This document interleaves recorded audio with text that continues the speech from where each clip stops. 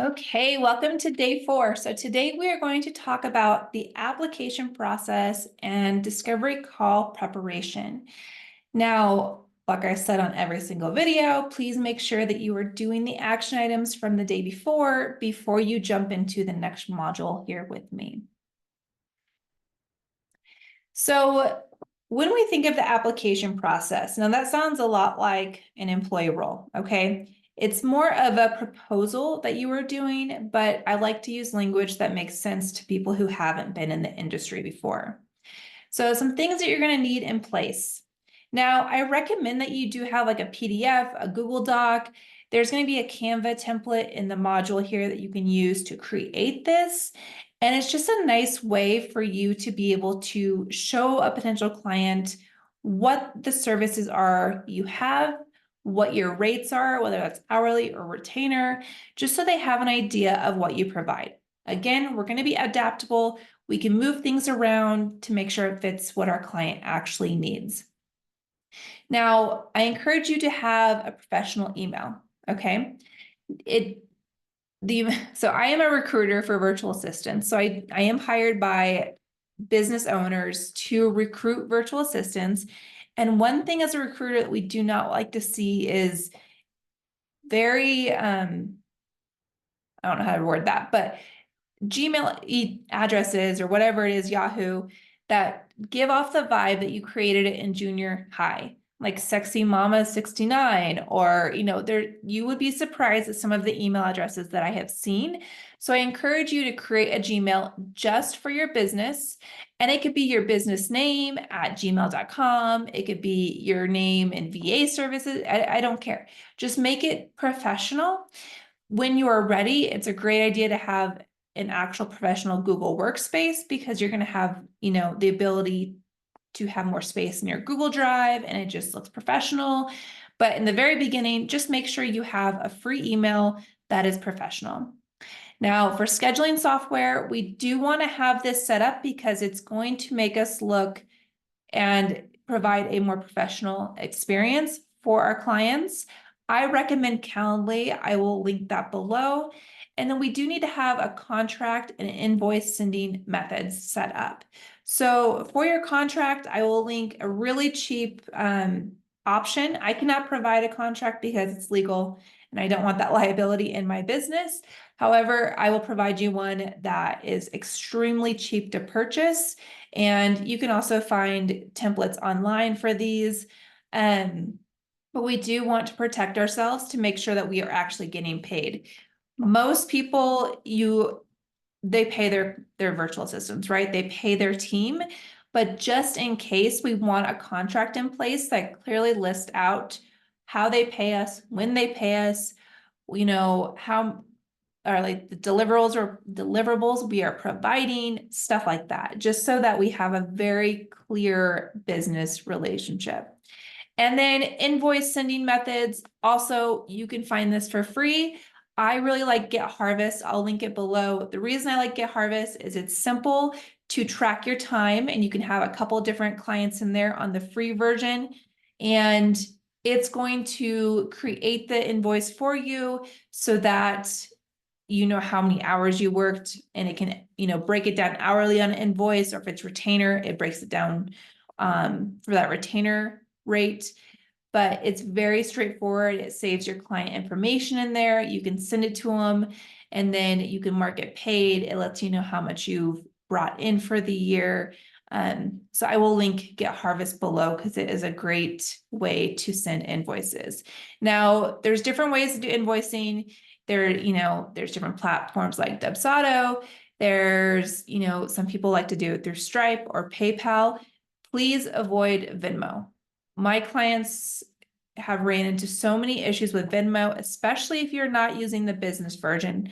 I'm not actually sure if they have the business version anymore, but if you can, avoid Venmo, okay? It's just people have really run into a lot of issues when it comes to that.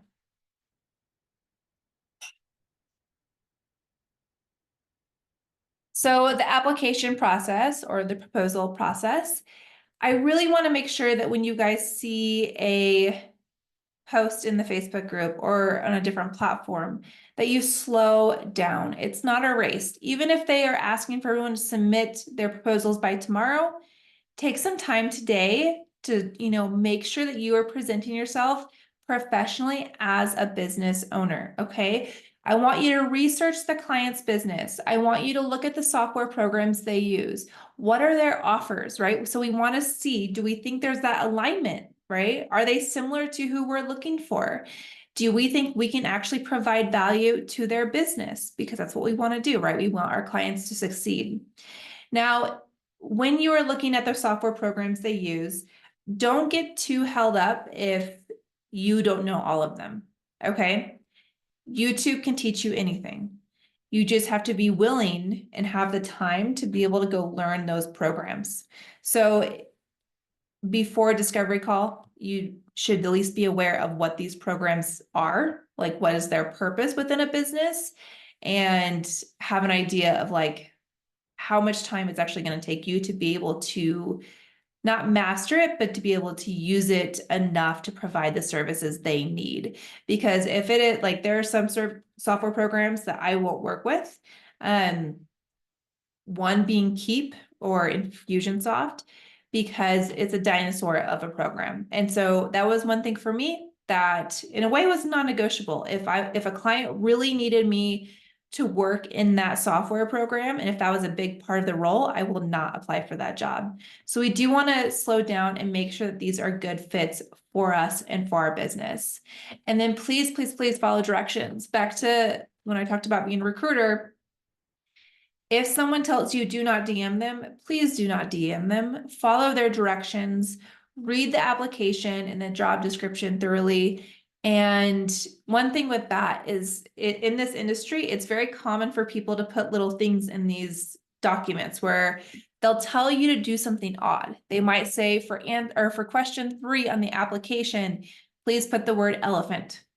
And you would be surprised how many people don't put that word elephant because they didn't actually read. They saw the title and they just are applying for everything, right? They're just submitting application after application and they're not taking the time, and it's not working for them, right? They might think, oh, if I apply for all these jobs, I'm going to land one, but they might have actually done really well one of those jobs, but they didn't follow the direction. So slow down, read through things, make sure you have an understanding, make sure it's something that's aligned with you.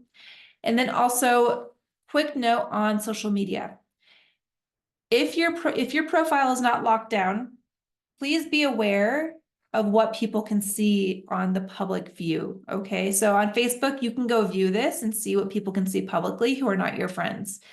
Please, please take a look at that and have a professional, it doesn't have to be professional image, like profile picture, but like have it be something where you're not, slamming a shot on a bar, or, have it be something where you're just smiling. It's a photo of your face. It's not something crazy. It doesn't give people vibes that maybe you're unreliable or are gonna not show up for work the next day kind of deal. So take a look at what can be seen on your social media platform, because if you are applying on social, most likely they're going to go check you out.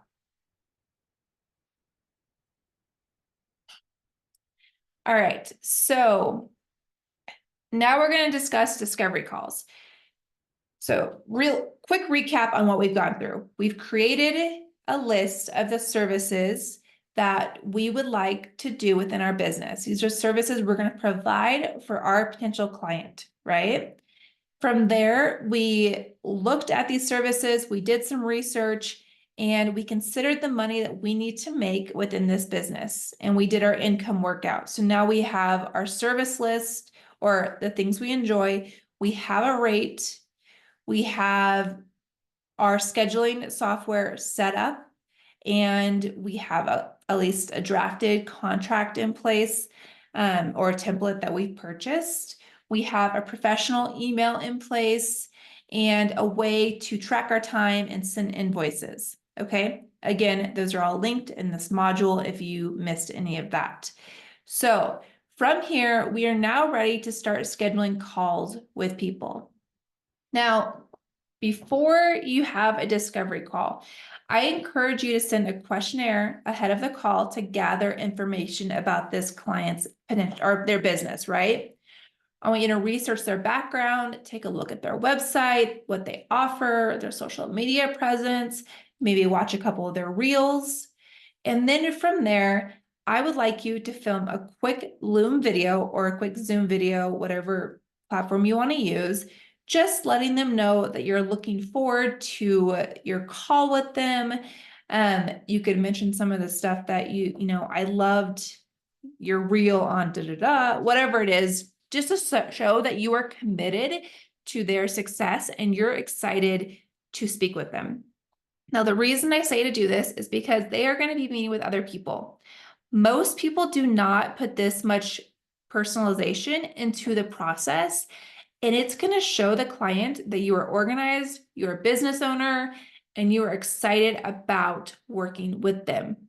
Okay, so if you have the time, it is a great thing to do. If not, that's okay, but you do have to do the research. That part's, if you're not able to send a questionnaire, I really encourage you to do that. It's going to allow you to lead the call, but you have to research. If you're only going to do one of these things, you have to research. There's been a number of calls that I've been on when people talk about someone else's business. And it gets very confusing as a recruiter because, I'm like, did you not actually look at the job you applied for? One quick note here is that, actually, it's probably the previous slide, but in some of these proposals, they do ask for a quick video. A 2 to 3 minute introduction video is very common in the industry. Make sure that you don't just film one video and send it to everyone. Personalize each of these videos that they ask for, okay? And you don't have to worry about being perfect. However, do look presentable. Make sure that your background is organized. And it could just be a blank wall. It could be a curtain behind you. Just make sure you don't have like a pile of laundry or, a stack of dirty dishes. Make sure it's a clean, organized background. But yeah, it doesn't have to be, some fancy background or like in some nice office. It just needs to look nice because that is going to give them their initial impression of you. Okay, so now you've sent that questionnaire to your potential client, you've reviewed their answers, you have researched who they are, what they do. Hopefully you sent a little quick Loom video to them, letting them know how excited you are about meeting them. In your scheduling software, you can set up reminder emails to go out to your client, which is a great thing to do so they don't forget. It also shows that you're on top of your stuff, right? It shows that you're organized and you have things covered. They don't have to worry about it, right? They know exactly where to go, what to do, and you are going to lead this call for them. But before you jump on the call, I encourage you to have a pre-call ritual because we want to have a positive mindset on this call, right? We want to be confident when we show up because that energy is going to come through. So what works for me is listening to songs. I listen to like early 2000s pop. Like there's a lot of like Christina Aguilera and Britney Spears and, and that just gets me kind of in this fun, like I got this mood. And that's going to be different for everyone. Some people like to read affirmations. Some people will stand with their arms out to the side and a pen in their mouth because it makes their body somehow think they're smiling. It doesn't matter what the ritual looks like for you. I just encourage you to do something before you jump on this call that gets you pumped up. You just feel energized. You're not sleepy. You're, because that's going to come through and it's really going to impact the impression that you make. Then after the call, and I'm going to go into the framework in a minute of how that call works, but that's a little bit a longer discussion. But after the call, I really want you to make sure you connect with them afterwards, right? If they mention something on the call where they're like, yeah, I'd really like to do this, but I don't exactly know how. Go take 5 or 10 minutes to Google it. And then when you send your follow-up email, to let them know that you really enjoyed that discovery call. Obviously, do this if you want to work with them, because the follow-up email will be different if you don't want to work with them. But if you do want to work with them, be like, and I looked into this, and here, are a couple of things I saw. Maybe it's something we can explore together, right? So we want to show that we are able to follow up, we're able to close loops, and that we are committed to this process. So in the resources in the course here, you're going to find all of this listed out for you. So if you are one who likes to print it out, go ahead and print it out. But within the discovery call framework, we really want to set the stage by outlining the structure of the call. And we're going to thank them for submitting that questionnaire. And the reason that we do this is because we want to show them that we are leading a call. Some of these will end up being like a job interview, and especially if they are new to being an online entrepreneur. So it really depends on their experience in the industry. But if you are able to start this call out and you are the one leading, it is going to show them that you know your stuff, right? And they don't have to worry about you doing your job. And then we're going to prompt them to share their business journey and their experiences. And some of this we might already know because of the research we've done. And so we can lead with that. But we want to get to know them, and we want to get to know their goals and be able to get some hints at what they're looking for. And we're going to use that questionnaire we sent. We make sure you do review that, because if we're asking them to take the time to submit this questionnaire, we want to make sure that we are using that within this call, right?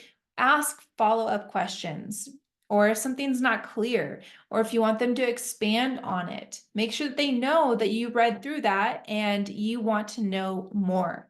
And this also allows us to, when we're talking about preparing for this call, when we look at that questionnaire, we can take the time before this call to figure out how our expertise or our services align with their needs. And that way on this call, we can highlight that.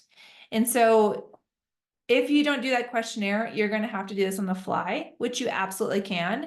But until you've had some discovery calls, that can be a little bit more challenging to do on your first couple of calls. So that's why I really encourage you to do that questionnaire to make sure that you are prepared. And of course, I'm giving you an example of what that questionnaire can look like.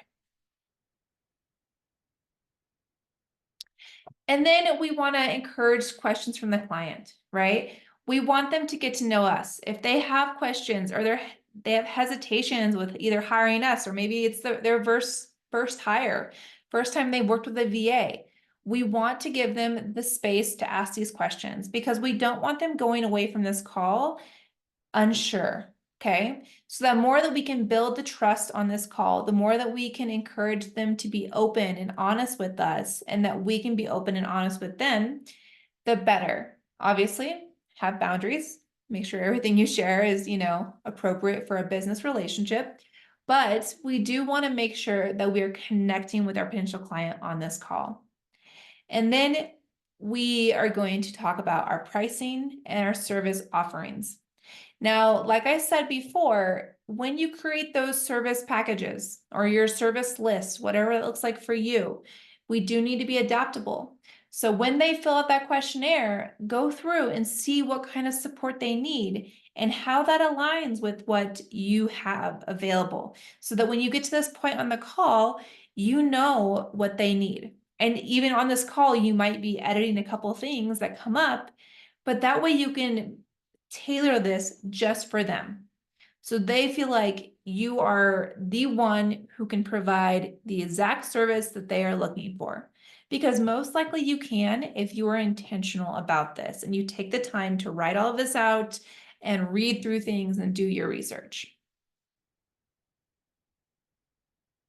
And at the end of the call, we want to kind of get an idea of how they're feeling, right? What are their next steps in this process? Who's the decision maker? Maybe they have a business partner they need to discuss this with. Are they wanting to make a decision by the end of the week? Try to ask some questions that help you get to the point of understanding what's next. Because this is, like I said, with the post-call follow-up, when we're going to send them that email, this is going to help us know how to word that email. Sometimes on this call, they're going to say, yes, I would love to work with you. Send me your contract. And you are going to close this call, and then immediately you are going to start onboarding this client. And we really want to have a follow-up process, right? Because we want this to be a collaboration. And so we need to understand where they're at so that we can tailor how this is going to be for them, right? Because we want that client journey to be something that is positive for them. So your action items for today is I want you to utilize the discovery call workbook and draft out your own discovery call process. Now, one thing with this is you can take this stuff and just make your own templates. You don't have to, for every client that might want to have a discovery call with you, you're not going to redo this whole process, right? You're going to have your emails ready. You write them once, and the next time you're just going to tweak them a little bit. Or as you are filling out proposals, if you see the applications in the Facebook groups, save your answers so that next time you can just look at editing your answers. So it's not the exact same answer you provided before because it's different business, different client, but save those so you can lean on them, and then the proposal process won't take quite as long. And then what I encourage you to do is once you're ready to utilize a project management system within your business, I personally love ClickUp.